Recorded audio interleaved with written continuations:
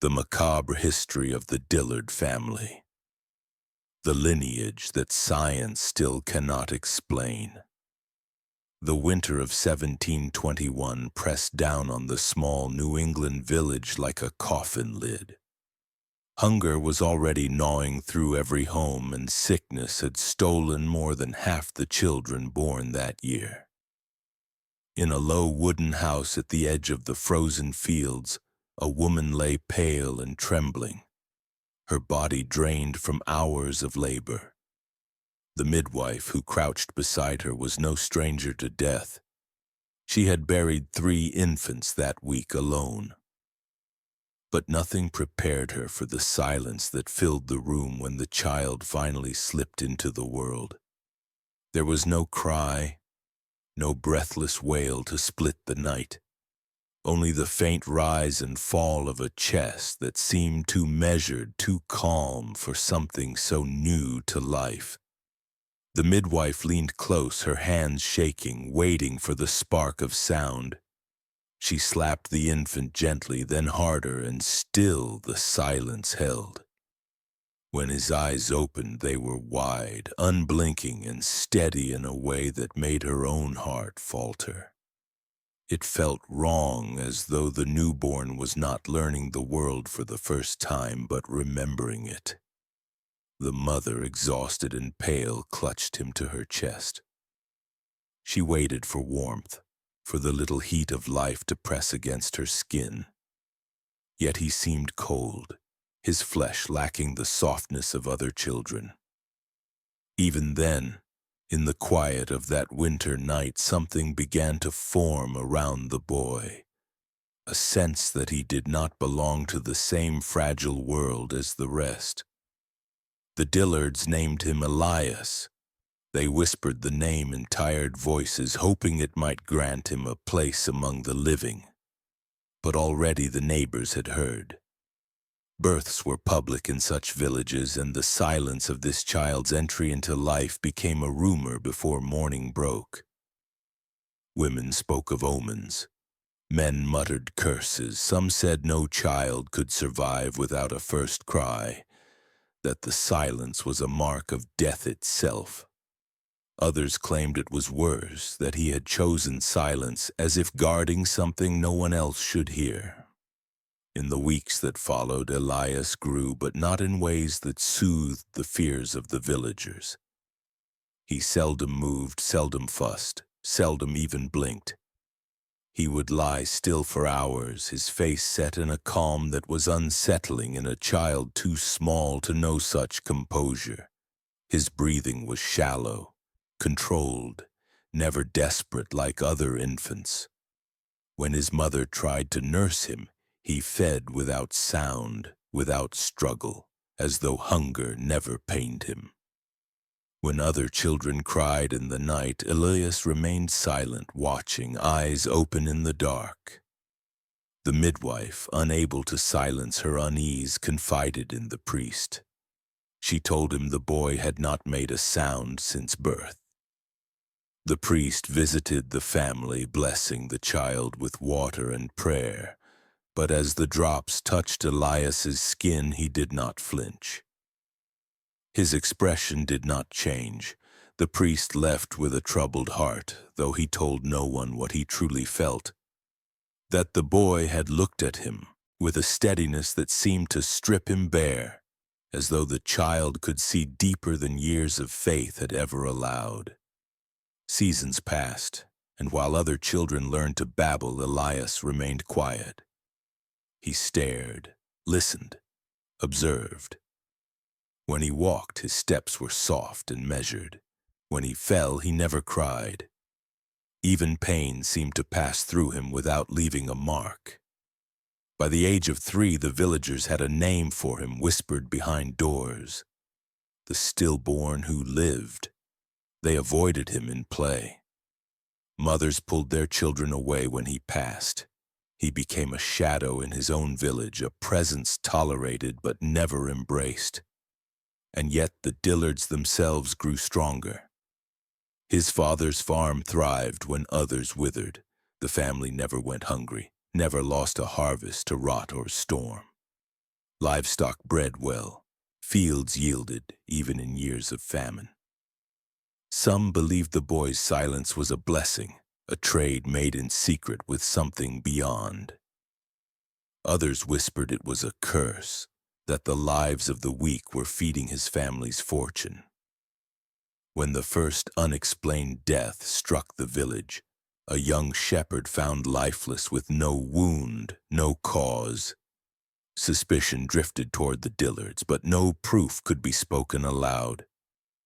Elias, now old enough to understand the stares, learned early to lower his gaze, to move with humility, to hide the watchful calm that unsettled others. In this way he became invisible. He was never the loudest, never the boldest, never the one accused. And yet every tragedy, every silence that hung too heavy in the air seemed to echo from him. By the time Elias reached manhood, the Dillards were no longer whispered about as unlucky. They were respected, feared in quiet ways, spoken of as a family marked by something both protective and dangerous. And Elias, still silent, still steady, remained at the heart of that mystery. The quiet child who had never cried, whose gaze seemed always to carry secrets no one wanted to name. The line of the Dillards began not with violence or fire, but with silence.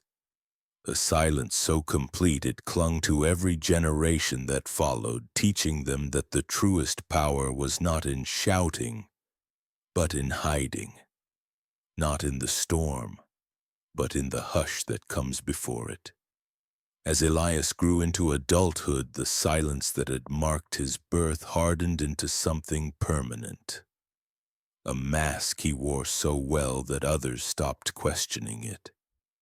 He spoke only when pressed, his voice low and steady without inflection. He never laughed, never shouted, never sang as the other men did at harvest festivals. Yet despite his strange stillness, Elias prospered. He married a quiet woman from another town, a girl with no family to object to, and together they raised children who learned the same lessons of silence. The Dillards, once whispered about as cursed, began to settle into the very fabric of the community, their oddness mistaken for discipline, their restraint confused for virtue. The village grew to admire them, though never with warmth.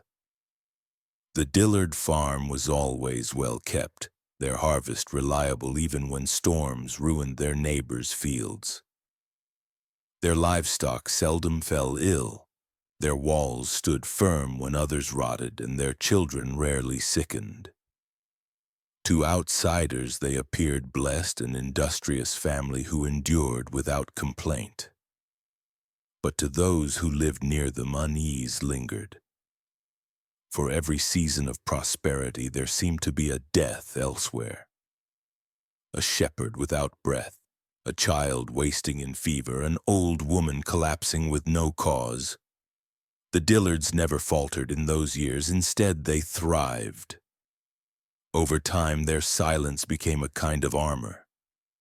When gossip rose, they did not defend themselves. When suspicion spread, they did not argue. They endured whispers with the patience of stone, and soon enough the village grew weary of speaking against them. To question the Dillards was to sound foolish, for no proof could be offered, no evidence beyond the uneasy pattern of their fortune. And so the family sank deeper into the marrow of the land, unchallenged, hidden in plain sight. Generations passed, each one marked by the same unsettling traits.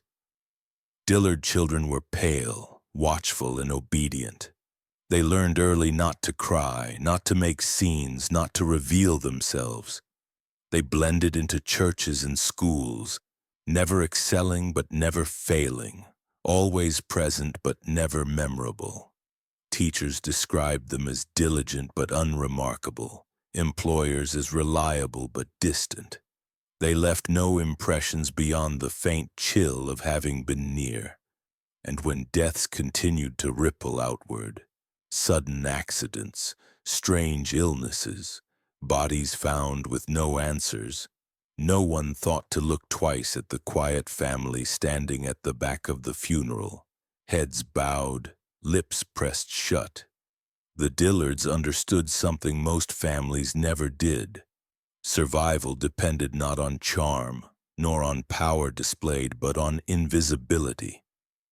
To be forgotten in plain sight was their truest protection. They cultivated modesty as a weapon. Their homes were clean but plain, their clothing simple, their speech careful. They gave just enough to charity to be respected, but never enough to draw notice. They attended church faithfully, never absent, but always in the same pew, always leaving before conversation could hold them too long. In a world that celebrated noise and drama, the Dillards mastered the art of being unseen. But invisibility did not mean innocence. Behind closed doors, the family developed customs that outsiders would never know. They practiced rituals of restraint, small acts that taught their children endurance. Infants were left to lie awake for hours, training them not to cry. Young boys were asked to hold scalding stones in their palms without flinching. Girls were bound in veils for long hours, taught to breathe slowly through cloth until they nearly fainted. These were not punishments, but lessons. Teachings meant to carve silence into the very marrow of their bones. In this way, the Dillards passed on more than a name. They passed on an inheritance of control, a lineage of cold patience. When questioned, their explanations always sounded practical, even harmless. Children must learn discipline. A strong body makes a strong soul. Suffering now prevents suffering later. The words held enough reason to silence doubt, but beneath them something darker grew. The Dillards were not preparing their children for the world. They were preparing them to inherit something much older, something carried forward since Elias's quiet birth. They were shaping minds that could endure cruelty without breaking, hands that could inflict pain without trembling, faces that could hide in plain sight without betraying what they had done. By the late 1700s, the Dillards had spread beyond their village. Some became merchants, others physicians, some even ministers. Each carried with them the same unsettling qualities: quiet composure, steady eyes, fortune that seemed unearned. In every town they entered, deaths and misfortunes followed, but never near enough to raise accusations. Their silence made them untouchable. They were never the loudest suspect, never the neighbor quarreling in anger, never the friend who drank too much and spoke unwisely. Instead, they were steady, dependable, the family that gave nothing away. The pattern became clear only in hindsight, across decades and towns. Wherever the Dillards settled, someone vanished. A worker collapsed, a traveler never returned, a child grew ill with no cure. Yet records showed nothing but coincidence, chance, misfortune.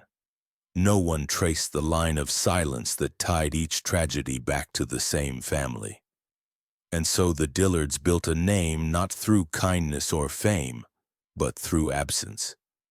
They became a lineage that endured because no one dared to notice them too closely. Their neighbors never saw the training of children in dim rooms. They never saw the strange symbols carved faintly into cellar beams, marks passed from father to son, mother to daughter. They never saw how the Dillards marked each death not with grief but with ritual silence, as if acknowledging some private covenant. Elias had begun it without intention, born into a silence that unsettled his world. But those who followed him learned to wield silence as a tool, shaping it into something sharper than any blade. They did not need to defend themselves against suspicion, for suspicion withered in the absence of proof. They did not need to fight for survival clung to them like a shadow, feeding on the lives of others unseen. And as the 19th century approached, the Dillards were no longer a family marked by oddity. They were a family hidden in plain sight, a lineage whose evil could not yet be spoken because no one dared to put words to the quiet terror they carried with them. By the dawn of the 19th century, whispers around the Dillards had grown quieter, but not because suspicion had faded. Rather, the family had become untouchable, woven too deeply into their towns to be confronted. They were farmers, physicians, ministers, shopkeepers. They paid their dues, lent tools, and spoke kindly in passing. There was never a sharp edge to their public lives. But behind their walls, their silence was not only a family trait, it was becoming a method. What began as restraint in children grew into something more deliberate in adults. The Dillards discovered ways of erasing sound itself. Their victims did not scream, not because they lacked terror, but because the family had found means to collapse every cry before it left the throat. In barns and cellars, Elias's descendants experimented with pressure against the chest, tightening bands that crushed lungs without leaving marks. They learned how to press on the neck just so, not to strangle but to silence. Some victims were found lifeless in their beds, faces pale as if they had fallen into sleep. Others disappeared entirely, their names whispered only as rumors. No one ever heard the screams because no one could. As the family grew bolder, their methods became more intricate. One branch of the Dillards discovered the properties of salt water when poured directly into the eyes, clouding vision while burning away the instinct to cry out. Victims staggered blind, robbed of their voice by suffocating cloths pressed tight across the mouth. Others were carved with patterns into the skin, faint etchings, shallow enough to heal but deep enough to scar. These markings were not random. They were symbols passed down through journals written in cramped hands, symbols meant to bind silence as if it were a curse stitched into flesh. The Dillards did not kill with knives nor with open violence. They were killed in absence. To neighbors, it seemed as though their victims had simply vanished or weakened into death on their own. No one imagined the methods at play, the slow starving in cellars where air itself was rationed, the use of thick earthen jars sealed around the head so that breath grew stale and panic suffocated, the wooden coffers lined with padding to absorb every sound so that not even the faintest knock could be heard outside. These were not murders in the common sense. They were rehearsals of silence, rituals in which life was taken as if plucked gently away, leaving no trace for others to follow. In family journals later uncovered, there were chilling notes. Sound betrays. Sound draws the eyes of the world. If the act is silent, then it belongs only to us. The Dillards believed that suffering was strongest when unseen and therefore most pure. To hear a scream was to share in its power, but to silence it was to consume it whole. What made their cruelty all the more terrifying was the normalcy of their outward lives. A man might leave his shop each evening, greeting neighbors with a nod, while beneath his floorboards a victim lay gasping in a chamber designed to swallow every sound. A woman might bake bread for the parish while in her attic a girl sat bound, her eyes burned blind with brine, her sobs muffled into silence. To the world, the Dillards were industrious and steady. To those who suffered beneath them, they were shadows pressing down, turning breath into torment. And still, no accusation stuck. A farmhand vanished, and it was said he had run off for better work. A young woman disappeared, and neighbors muttered she had eloped. Children were missed, but in times of plague and hunger, no one questioned too hard. Each disappearance folded into the silence the Dillards had perfected, and with each one, their confidence grew. They came to believe their methods were not cruelty but inheritance, a discipline passed through blood. Silence was their gift, their shield, their weapon. They wrote of it as though it were divine. "We take not with fury but with stillness," one journal read. "In this way we leave no stain upon the earth, only the hollow where a voice once was." Such words read centuries later chilled investigators not because of their violence, but because of their calm. The methods of silence did more than hide the Dillards from justice. They trained them to feel nothing. Each generation raised children who did not flinch at cries for help, who did not react to pain, who understood suffering as something ordinary, something controlled. In this way, cruelty became normalized, not in screams but in whispers, not in gore but in the absence of sound. By the early 1800s, the family's techniques had spread across branches of the bloodline. Some used them sparingly as rituals to mark events, a death to seal a marriage, a disappearance to bless a harvest. Others used them often, feeding a hunger they dared not name. All left behind bodies that spoke of nothing, corpses that told no tales. When neighbors found them, there were no wounds, no poison, no violence to suspect, only silence. To the wider world, the Dillards became part of the landscape. A respectable family that lived through famine, war, and plague without faltering. But beneath that veneer was a darkness more dangerous than open savagery. Theirs was a cruelty so quiet that even those closest to it doubted their own eyes. A cruelty that did not need fire or steel, only patience and the refusal to be heard. And as the 19th century unfolded, a new Dillard emerged, one who would perfect these methods under the guise of science, who would turn silence into experiment and suffering into study. His name was Nathaniel.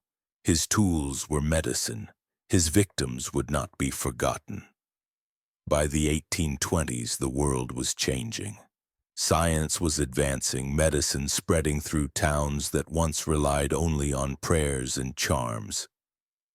In this new era, the Dillards found their most dangerous disguise: knowledge. Among them rose Nathaniel Dillard, born in 1795, a boy of quiet brilliance who carried the family's inherited calm like a second skin. Where others saw him as studious and obedient, his family saw him as something greater. An heir who could refine their legacy, hiding cruelty beneath the glow of progress. Nathaniel studied medicine in Boston, training under physicians who praised his precision and patience. He was the kind of student professors admired, tireless, calm, unshaken by blood or disease. But what impressed them most was his detachment. When other students recoiled at the cries of patients, Nathaniel never flinched. He did not comfort, he did not pity, he simply observed. To him, pain was not tragedy but data. He learned anatomy with the hunger of a man studying maps, not lives. When he returned to his family's land as a practicing physician, the community welcomed him. They saw not the shadow of Elias or the rumors of silence, but a healer, a man of science who might bring longevity and hope. But Nathaniel's true work did not happen in daylight. Beneath the Dillard estate, he built chambers that looked like workshops, lined with tools and instruments. He called them laboratories, but they were nothing more than theaters of suffering. In these rooms, Nathaniel began his experiments, not to heal, but to prolong. He believed that suffering revealed truths about the body that no textbook could explain. And above all, he believed that silence was the purest medium through which suffering could be studied. He devised what he called soundless chambers. These were narrow cells lined with heavy boards padded with cloth so no cry could escape. He tested the acoustics himself, sealing volunteers. Poor laborers who thought they were being examined for illness, inside the boxes, listening from outside as they shouted. The sound never carried. Their voices died within the walls. Satisfied, Nathaniel began placing his true subjects inside. Prisoners taken from the poorhouse, vagrants with no family, women whose names would not be missed. His methods were chilling in their restraint. He would collapse a lung with carefully applied pressure, then keep his subjects alive for days, recording every heartbeat and shallow breath. He would introduce salt water to their eyes, watching the gradual decay of sight, measuring the exact moment blindness became permanent. He sewed mouths shut not with crude stitches but with surgical precision, ensuring the victim lived long after their voice had been extinguished. Each entry in his journals read like clinical study, devoid of emotion, noting how long the body resisted when silence finally became absolute. Nathaniel believed he was not killing but transforming. He wrote of mapping suffering as others mapped the stars. In his mind, each victim's silence was a contribution to knowledge, a proof that pain could be contained, measured, and ultimately controlled. He saw himself not as a monster, but as a pioneer, lifting the family's inheritance of silence into the realm of science. The most horrifying of his devices was a coffin-like table fitted with iron clasps. The victim was laid upon it, restrained, while a mechanism lowered a padded cover over the body, leaving only a small gap at the nose and mouth. Air was rationed by a valve, slow and deliberate. Inside, screams died before they began, swallowed by the padding. Nathaniel would sit beside the table for hours, quill in hand, listening not to voices but to the faint rhythm of breath fading into nothing. And still, to the community, Nathaniel was a physician of high regard. He treated children's fevers, stitched wounds from farm accidents, and delivered infants with steady hands. He was invited into homes, trusted by mothers, praised by ministers. His journals remained hidden in locked drawers. His experiments, carried out in the dead of night, left no trace beyond the victims who were never found. Families who asked about the vanished were told their loved ones had wandered, fallen ill, or moved on. In an age of poor records, no one could argue. Those who worked close to him sometimes sensed something was wrong. An assistant once claimed she heard faint thumping beneath the floorboards, as if fists were striking from below. When she asked Nathaniel, he dismissed it as rats. Another recalled patients who entered his office and were never seen leaving. Yet fear and respect silenced them all.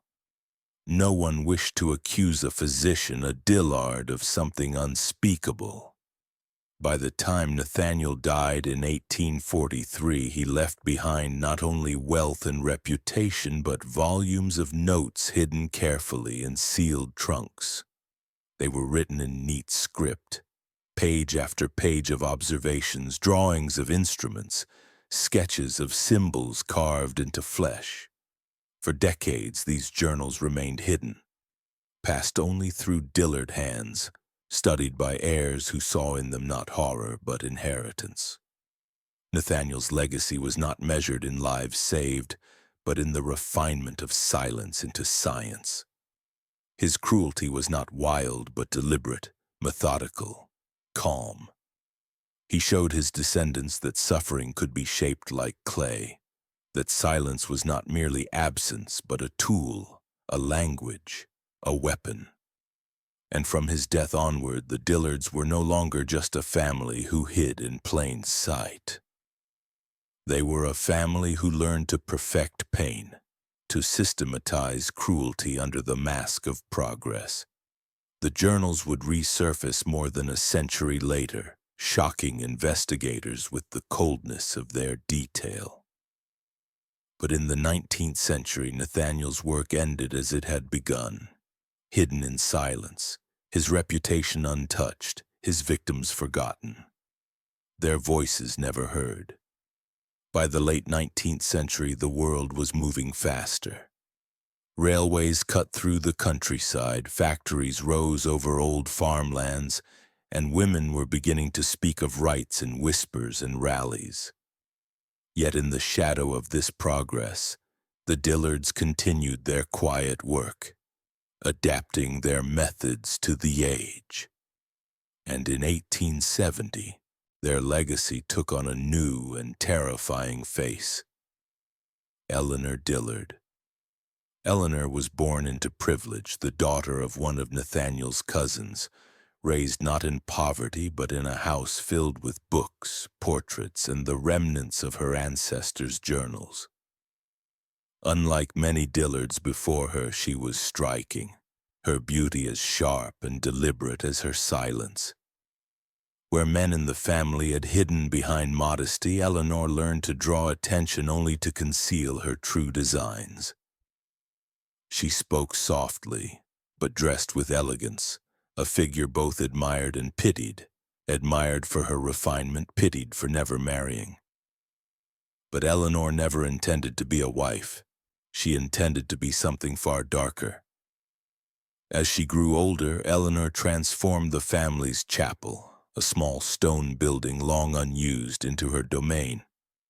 By day, it was a private space for prayer lined with flowers and candles. By night, it became a theater of ritual. Eleanor had developed a fascination with marriage, not for love, not for companionship, but for the ceremony itself.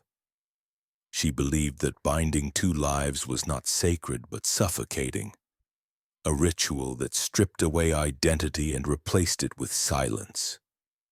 To her, brides were the perfect vessels, women already draped in white, veiled, softened, made to surrender. Eleanor began luring young women from nearby towns. Some were promised work as seamstresses or housemaids, others charmed by the idea of living in the grand Dillard home. Once inside, they were groomed not as servants but as brides. Eleanor would dress them in gowns sewn by her own hand, veils thick with lace and cloth. She held ceremonies by candlelight, reciting vows in a whisper only she could hear, binding the women to her with ribbons around their wrists. But the ritual ended not with rings or feasts, but with suffocation. The veils she placed over their faces were soaked in oils, a narcotic mixture that slowed breath, clouded thought, and eventually sealed silence. The victims were not buried. Eleanor preserved them. She treated their bodies with waxes, salts, and powders, arranging them in alcoves hidden behind false walls of the chapel. Each one stood frozen, pale figures draped in bridal attire, eyes closed beneath heavy veils. To Eleanor, they were not corpses but companions, a procession of eternal brides waiting in quiet devotion. She wrote in her journals that the silence of their final breaths was the purest hymn, the only true vow. Neighbors sometimes noticed young women arriving at the Dillard estate and never leaving. When asked, Eleanor would explain they had returned home or eloped or fallen ill and been sent away. Her calm manner and soft voice deflected suspicion. After all, she was a woman. And in that age, few believed a woman capable of cruelty beyond gossip or jealousy. The very society that dismissed her became her shield. Her obsession deepened over years. By 1880, she had collected more than a dozen brides. Some were posed with bouquets that had dried into brittle dust, others with hands clasped as if in prayer. She preserved their gowns with meticulous care, stitching over seams again and again to prevent decay. The chapel became less a place of worship than a mausoleum, a gallery of silence. When she entered, Eleanor would walk between them as though greeting old friends, speaking in hushed tones, whispering vows that bound her to them in ways no priest could sanctify. There were rumors, of course. Some villagers claimed to see candlelight flickering through the chapel's windows late into the night. Others swore they heard faint singing carried on the wind, though no voice could be traced. A few suspected Eleanor kept the bodies of the missing women, but no one dared accuse her openly. She was a Dillard, after all. Their fortune shielded them. Their silence disarmed questions. And besides, who would believe that a woman could collect brides like statues hidden in alcoves of stone? In her final years, Eleanor grew reclusive. She seldom appeared in public, preferring the company of her preserved companions. Servants reported that she slept in the chapel, resting among the veiled figures, sometimes placing herself beneath a bridal veil as though waiting to join them.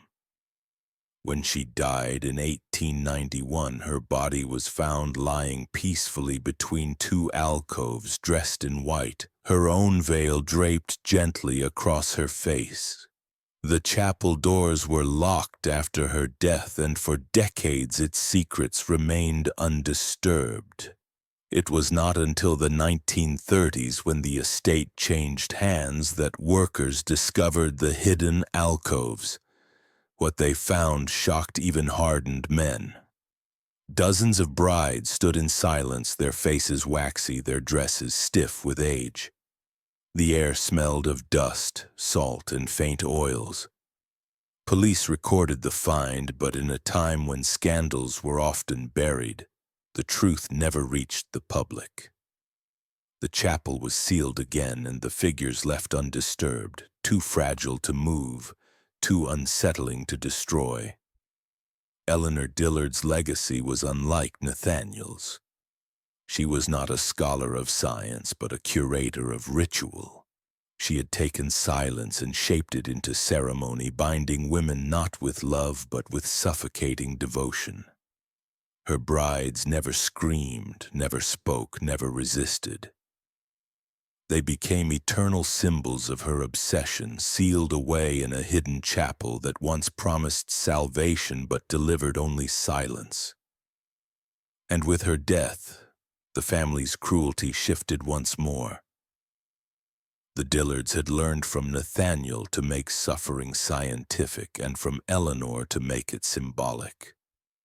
Together, these inheritances laid the groundwork for the next heir, who would carry silence into yet another form. An orchard where children's bodies fed the roots of trees that grew too strong, too large to be natural. The turn of the 20th century brought industry, smoke, and war into the world, but in the countryside the Dillards remained what they had always been, a family hidden in plain sight. Their wealth had grown quietly, their name passed along with respect but little affection. And in 1912, another Dillard came of age who would twist the inheritance of silence into something grotesque and symbolic. His name was Samuel, and his canvas was not a chapel or a chamber, but an orchard. Samuel was a farmer by trade, a man who worked the soil with quiet precision. Neighbors spoke of his apples, large, red, and unnaturally sweet, sold in markets where they fetched higher prices than any others. They called his land blessed, though in hushed voices they admitted the trees seemed strange, their branches thick, their roots sprawling deep into the earth as if feeding on more than soil. Children in the village whispered that the orchard was haunted, that at night the trees groaned like voices trapped inside. Adults laughed at the tales, but few ventured there after dark. What no one knew was that Samuel had chosen his orchard as the stage for a new cruelty, one born of his family's obsession with silence but shaped into something even more chilling. Where Eleanor had collected brides and Nathaniel had dissected suffering, Samuel turned his attention to children. Not because he despised them, but because he believed they were the purest vessels. They carried no sins of adulthood, no hardened masks. To Samuel, their innocence made them perfect offerings, perfect roots upon which the Dillard legacy could grow. He began by luring orphans from nearby towns.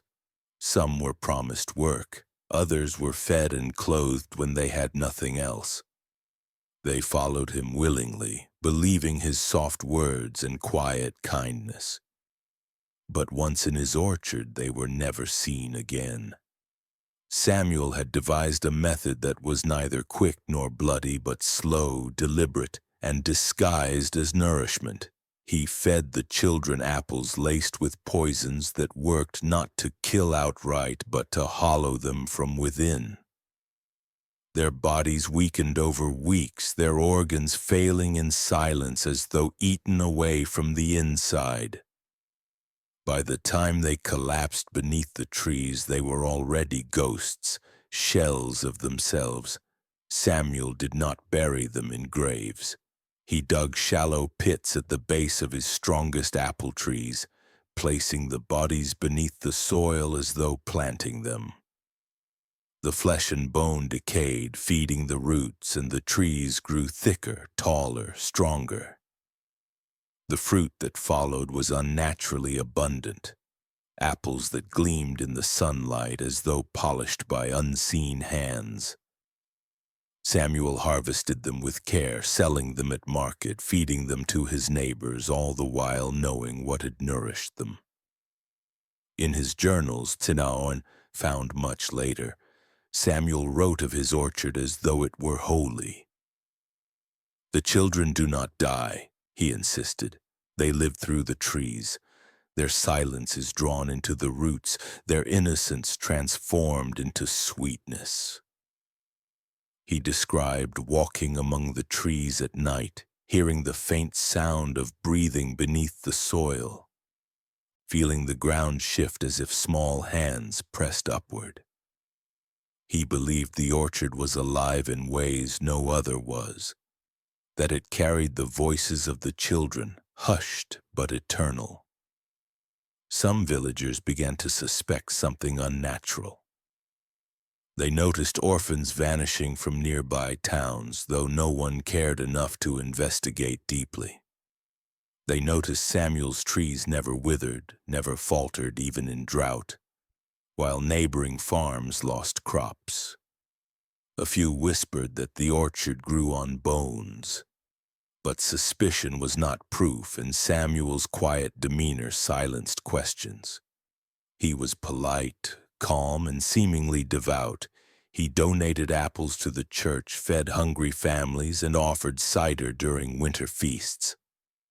No one could accuse a man who gave so generously. The horror of his work was not discovered until decades later, when storms tore through the land and uprooted several of Samuel's oldest trees. Beneath the roots, workers found bones, small, fragile skeletons clinging to the soil, their ribs entwined with roots, skulls pressed against bark as if the trees themselves had consumed them.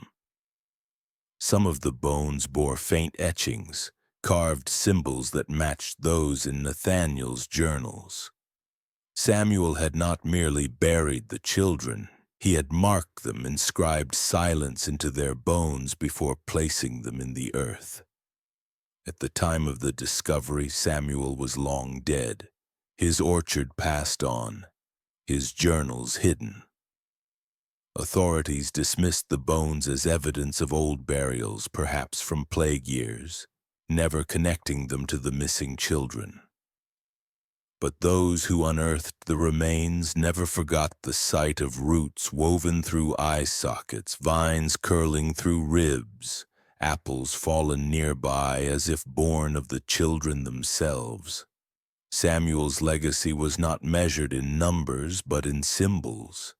His orchard was both a harvest and a graveyard, each tree a monument to the silence of children who had been hollowed and consumed. He had turned the act of killing into agriculture, cruelty into sustenance. Neighbors ate his apples, drank his cider, fed his fruit to their own children, never knowing they were partaking in silence grown from the bodies of the lost. In this way, Samuel pushed the Dillard inheritance into grotesque symbolism. Silence was no longer confined to chambers or chapels. It had become part of the land itself, rooted in soil, carried through branches, consumed as sweetness. His orchard stood as a living testament that evil does not only take life. It feeds on it, grows from it, disguises itself as bounty. And when the century turned to war, the Dillards would find new soil in which to plant their cruelty. Samuel's trees would stand long after his death, but the next heir, Thomas Dillard, would take silence onto the battlefield, using patriotism as his veil and soldiers as his subjects. When the world was torn apart by the Second World War, silence itself became a weapon. Across Europe, entire towns vanished under the weight of bombs, and the cries of the dead were lost in the thunder of marching armies. For the Dillards, it was the perfect disguise. In the midst of global violence, one of their own rose to carry the family's legacy into the heart of battle. His name was Thomas Dillard, and he wore the uniform of a patriot. Thomas was born in 1909, a quiet boy raised under Samuel's orchard where bones slept beneath roots. From an early age, he was trained in the family inheritance. To show nothing, to endure, to listen without revealing. By the time he reached adulthood, his composure was uncanny. He never laughed too loudly, never argued, never betrayed anger or fear. His neighbors called him steady, dependable, the kind of man who could be trusted in a storm. When war came, he volunteered as a medic, earning admiration for his discipline. No one saw that he was not drawn by duty but by opportunity. On the battlefield, Thomas wore the mask of a healer. He patched wounds, carried men to safety, and was praised for his calm under fire. But behind the curtain of war, he found a supply of victims unlike any his family had known before. Prisoners of war, captured soldiers, and wounded men passed into his care. Men who were far from home, whose fates were already uncertain. In the chaos of war, no one noticed when some never returned. Their silence blended into the countless others who died nameless in the mud. Thomas's journals, uncovered years later, reveal the chilling extent of his cruelty.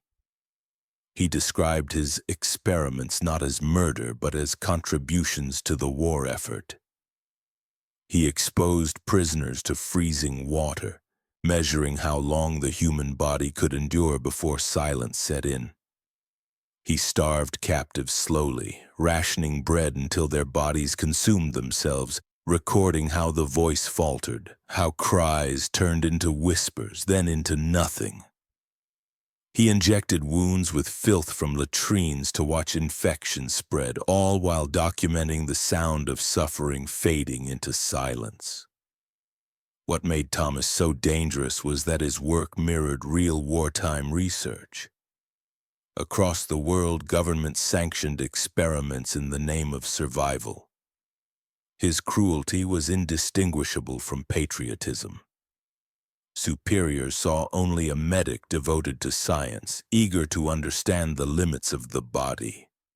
He was rewarded with medals, praised for his dedication, never questioned about the men who disappeared under his care. He carried with him the inheritance of silence refined by Nathaniel and Samuel. From Nathaniel, he had learned to view suffering as study, data to be observed. From Samuel, he had learned that silence could be woven into the land itself, consumed by others without their knowledge. On the battlefield, Thomas combined both legacies. He treated his victims like soil to be harvested, their pain catalogued, their deaths absorbed into the greater silence of war. Prisoners who entered his tents never returned. Some were reported as dead upon arrival, their names written into records already drowning in the ink of mass death. Others were labeled missing, their bodies never found, though Thomas knew precisely where they had gone. In the ruins of villages in forests torn apart by bombs, he buried them shallowly, their bones scattered among the countless lost. No one would ever find them. No one would ever ask. The war gave Thomas something the Dillards had never possessed before: cover. His family had always relied on invisibility, but now the very scale of global violence shielded him. Millions died, and his handful of victims were absorbed into the tide of statistics. Their silence was not suspicious. It was expected. He could act without restraint, confident that history itself would erase the evidence. When the war ended, Thomas returned home a decorated man. He carried with him not shame but pride, his cruelty hidden beneath medals.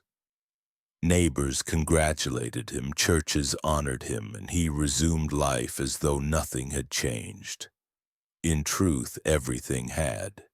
He had tasted the freedom of cruelty on a scale his ancestors had never known. And though the war was over, his methods did not stop. In peacetime, he opened a small medical practice respected by the community. Patients came to him for healing, never knowing that in his cellar he continued the work he had perfected overseas. The victims of Thomas Dillard were never officially counted. They blended into the faceless silence of war, the missing, the forgotten. His journals remained hidden until after his death in 1962, when a descendant uncovered them in a locked trunk. Page after page described research that bore no distinction from atrocity. Chillingly, some entries were written not with horror but with satisfaction. They did not scream, one line read. They whispered, and then they joined the silence. In Thomas, the Dillard legacy reached a new height of invisibility. His evil was not carried out in secret chambers or lonely orchards, but in the open chaos of history itself.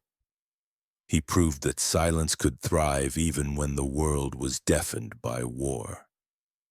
That cruelty could hide behind the mask of service. That a man could be celebrated for his crimes if the timing was right. By the time his life ended, Thomas had ensured that the family inheritance survived yet another generation. His silence lived on not just in his children, but in the institutions that had rewarded him, the governments that had overlooked him, the neighbors who had praised him.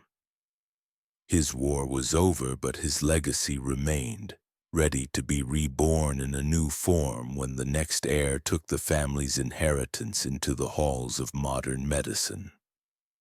And in 1979, it would be Margaret Dillard who carried it forward, a woman who traded battlefields for clinics, medals for psychology, and who turned silence into a cruel system of mirrored suffering, where pain could be passed from one patient into the nerves of another. By the late 1970s, the world no longer feared silence in the same way it once had. Noise had become the backdrop of modern life. Radios, televisions, traffic, and endless chatter filled the air. But silence had not lost its power. In one final heir, the Dillard legacy emerged again, reshaped for a new age. Her name was Margaret Dillard, and her cruelty would hide behind the sterile walls of psychiatric care. Margaret was born in 1938, the daughter of Thomas Dillard. She grew up in a house heavy with medals and photographs of a father honored for his service, never questioned for his cruelty. From him she inherited not just composure but calculation. As a girl, she displayed little warmth. Teachers described her as intelligent but detached, a child who watched others without joining in. She excelled in science, particularly in the study of the mind. By the time she reached adulthood, she had trained as a psychiatrist, entering a field that promised progress but remained shadowed by secrecy and abuse. In 1979, Margaret opened a private psychiatric clinic on the outskirts of town. The building was clean and modern, with white walls and polished floors, its design calculated to inspire trust. Families brought their troubled children, their depressed spouses, their anxious relatives. They believed Margaret could help. She offered therapy, medication, and new techniques imported from Europe. Her patients entered willingly, often desperate for care. Few ever left the same. Some never left at all. Margaret's obsession was not with killing, but with what she called transference of suffering. She believed pain was a force, not unlike energy that could be moved, echoed, and redistributed. If one person could absorb another's torment, then suffering could be controlled, even engineered. Her journals reveal chilling detail. She built devices that wired patients together through crude electrodes, attaching one person's nerves to another's. When one screamed, the other felt the echo. When one was sedated, the other drifted into silence. She wrote of these sessions as though they were breakthroughs. The scream is not lost, she noted. It finds a second voice and then a third. Patients vanished under her care, written off as transfers to other institutions or recorded as suicides. In an era when psychiatric records were poorly kept and often sealed, no one questioned the gaps.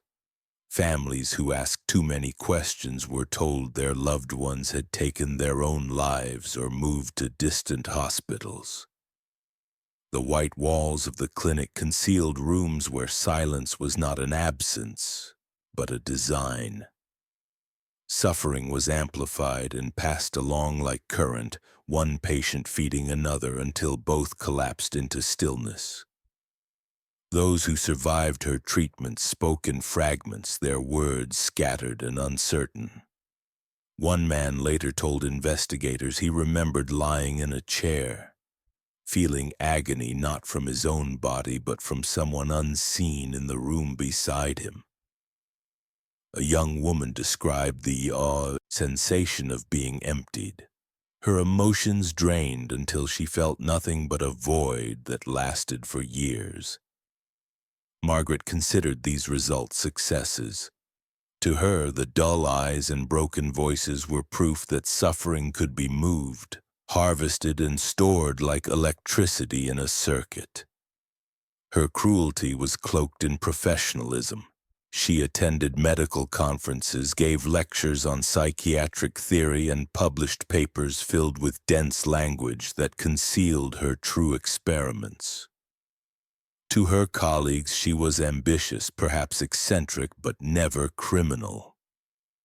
She wore her silence well, answering questions with calm detachment, never revealing what happened behind the locked doors of her clinic. It was only after her death in 1987 that the truth began to surface. The clinic was sold, and workers clearing out the basement discovered rooms lined with strange equipment. Metal chairs bolted to the floor, wires dangling, journals filled with notes written in Margaret's precise hand. The journals described patients by number, not by name, their fates recorded clinically. Patient 12, silence achieved after 3 transference sessions. Patient 19, terminated following loss of vessel. No mention of families, no acknowledgement of humanity, only data. The discovery horrified investigators, but by then Margaret was gone. Her victims were never fully counted. Many were buried under the weight of medical records sealed or destroyed, their names lost in bureaucracy.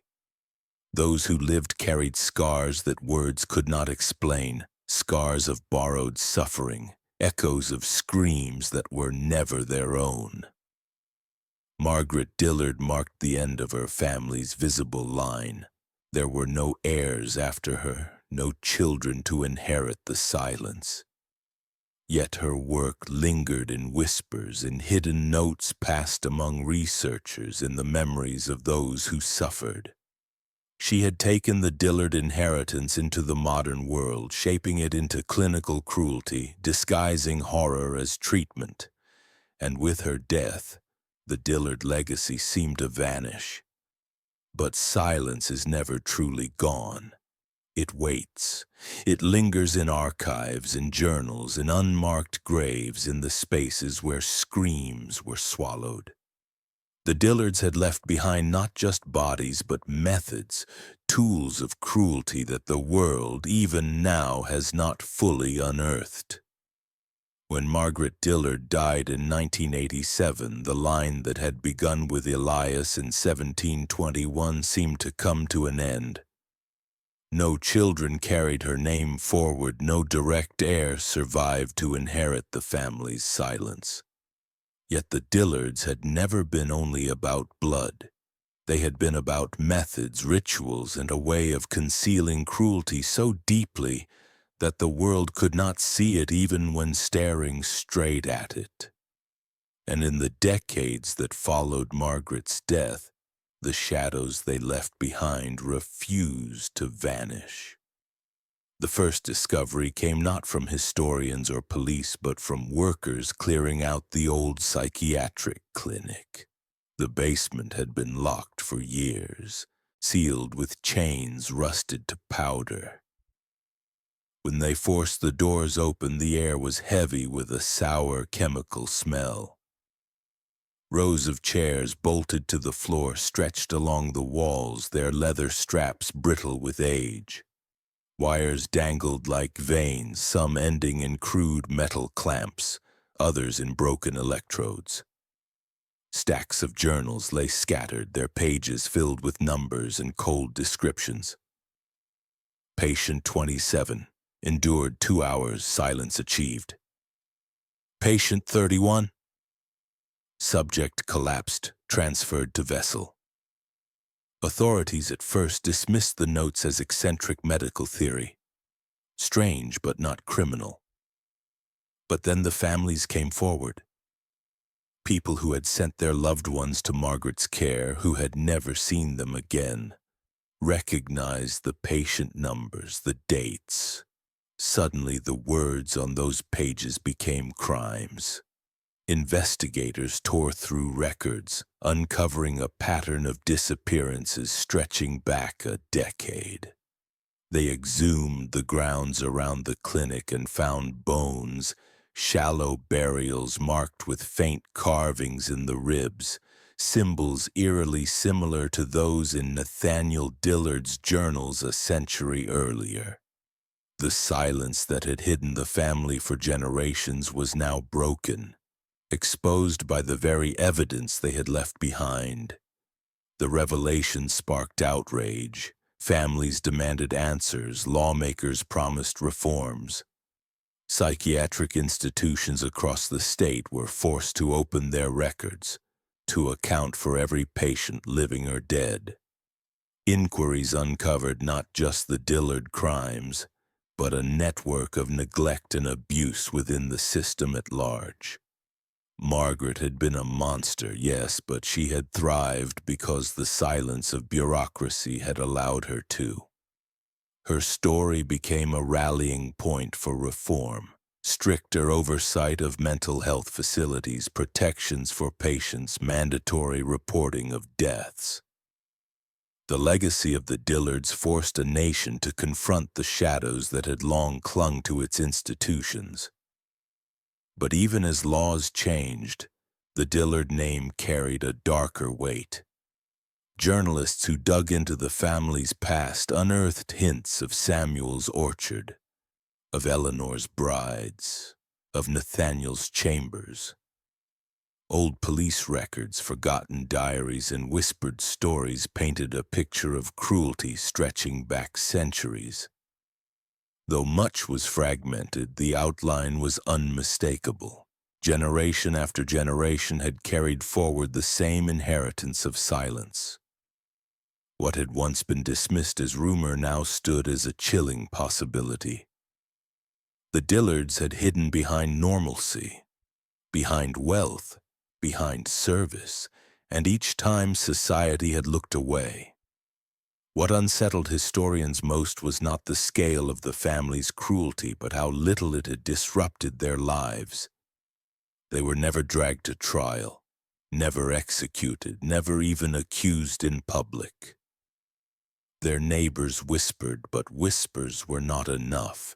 They thrived not because they were invisible, but because they were ordinary. They attended church, they worked farms, they practiced medicine, they married, they paid taxes. They lived as others did, and that was their greatest disguise. Evil, when dressed in silence, becomes indistinguishable from virtue. The Dillard case left scars not only in the soil and archives, but in philosophy. Scholars argued over what the family represented. Were they psychopaths born into a cursed bloodline, or simply opportunists shaped by generations of impunity? Was their silence supernatural, a force passed down like a curse, or merely the result of discipline so strict it became second nature? Science could not explain why each generation displayed the same detachment, the same calm, the same hunger to bind silence into the lives of others.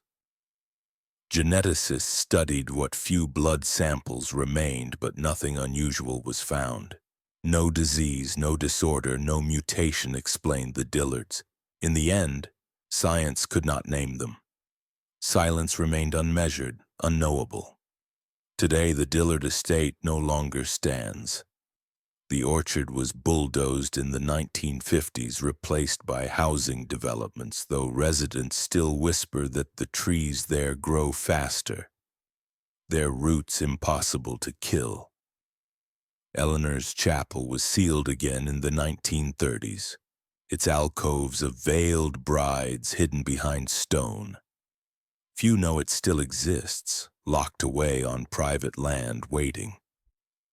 Nathaniel's journals are preserved in an archive, though some pages remain sealed, too disturbing for public access. Margaret's clinic was demolished, a memorial now standing on the site with names carved into stone. Names pieced together from families who came forward, though many will never be known. The Dillards are gone, yet their shadow lingers. They remind us of something deeply unsettling, that evil does not always roar. Sometimes it whispers, sometimes it wears a smile, sometimes it walks beside us for generations, unnoticed, because it has mastered the art of silence. We look for monsters in the dark, but the Dillards teach us that monsters thrive in plain sight, in neighbors who seem steady and doctors who seem trustworthy, in families who live quietly while others disappear around them. Their story forces us to confront a question that cannot be easily answered. How many other Dillards exist today? How many families, institutions, or lineages hide cruelty behind silence, passing it down like inheritance, shielded by the very normalcy that makes them invisible? As we close the book on their history, the unease remains. The Dillards are dead, but their methods live on in archives and rituals, in the silent rooms of forgotten institutions. Their silence is not gone. It lingers in the spaces where screams should have been. And so the story ends not with closure, but with a question left for us to carry. What do you think? Could this happen again? A family living among us, smiling, while carrying forward a history of horror?